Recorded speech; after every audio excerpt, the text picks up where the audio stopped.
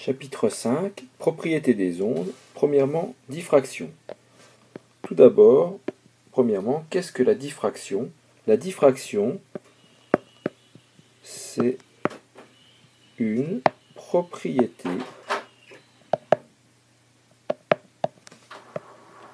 des ondes. Si un phénomène physique engendre une diffraction, cela veut dire que ce phénomène physique est une onde, et cette propriété a lieu lorsque l'onde rencontre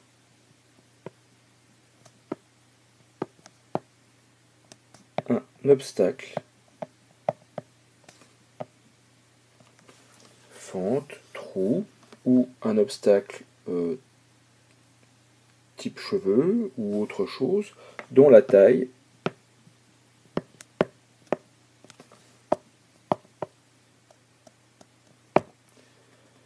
est de l'ordre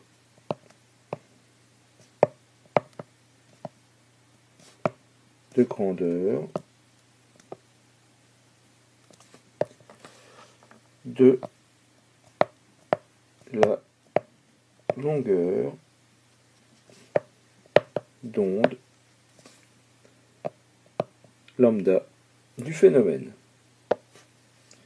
Donc à retenir, ordre de grandeur de la longueur d'onde, et donc c'est une propriété des ondes. Lorsque le phénomène de diffraction a lieu, l'onde se propage dans toutes les directions.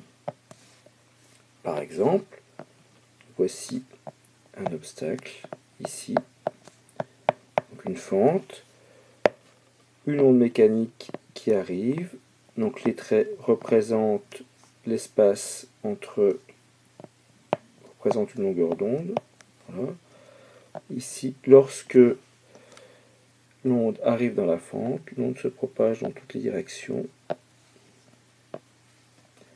La longueur d'onde reste la même avant et après la diffraction. Pour les ondes lumineuses,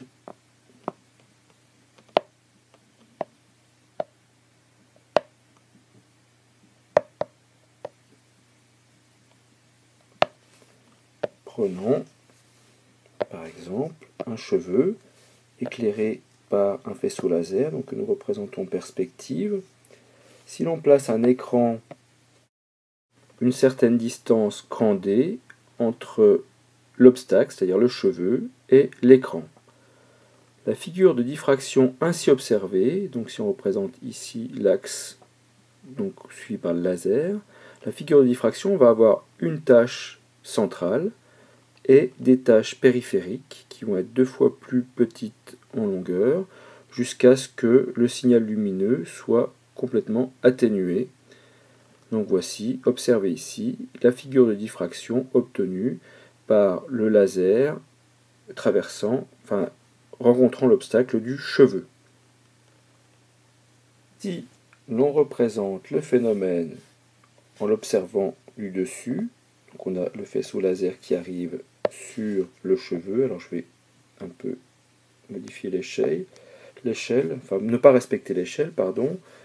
Ici nous avons l'écran, la distance entre l'obstacle et l'écran est notée grand D, la taille de l'obstacle, donc ici par exemple le diamètre du cheveu va être noté petit a, et donc le laser émet une onde monochromatique de longueur d'onde lambda.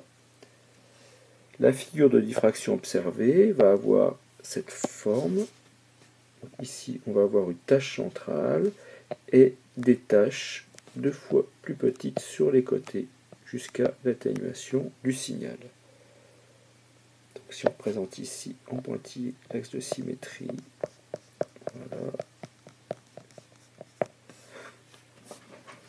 Donc la tache centrale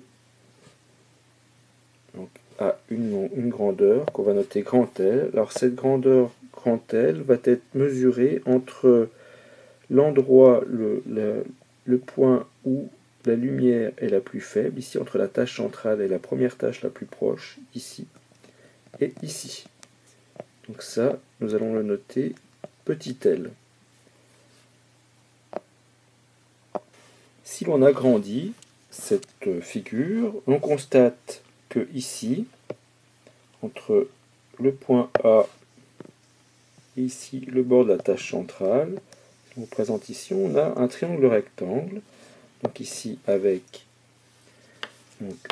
un côté, donc le côté ici qui est longueur L sur 2, donc un côté qui est longueur grand D et un angle θ ici. Donc on sait que tangente θ va être égal au côté opposé sur côté adjacent, c'est-à-dire L sur 2 divisé par D. Si θ est petit,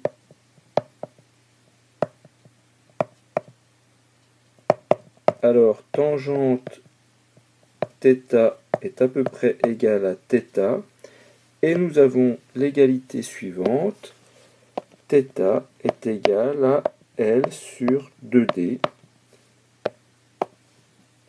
Alors bien sûr, pour cela, il faut que θ soit en radians, et L et 2D doivent être dans la même unité de longueur, par exemple le mètre. D'autre part, lors d'une diffraction, nous avons cette propriété suivante, θ est égal à la longueur d'onde, lambda, sur A, la taille du cheveu, ou la taille de la fente, si on a une fente comme obstacle. Donc de la même façon, θ va être en radians, lambda et A sont des longueurs qui vont être dans la même unité, par exemple le mètre. Donc en conjuguant, en associant ces deux formules, on obtient lambda sur A est égal à L sur 2D, ce qui permet, lorsque l'une de ces grandeurs n'est pas connue, ce qui permet de la déterminer. Que se passe-t-il lorsque on observe la diffraction de la lumière blanche? Dans le cas de la lumière blanche, nous observons ce qu'on appelle un phénomène d'irisation. C'est-à-dire que la tache centrale, cette fois-ci, va être colorée, en particulier sur les bords. Nous aurons la couleur bleue, la couleur verte, jaune, orange, rouge, c'est-à-dire que la déviation, comme nous savons déjà, dépend de la longueur d'onde, et donc plus la longueur d'onde va être grande, et plus la déviation va être importante, c'est-à-dire que le bleu va être moins dévié que le rouge. Donc c'est bien sûr ce qu'on appelle le phénomène d'irisation.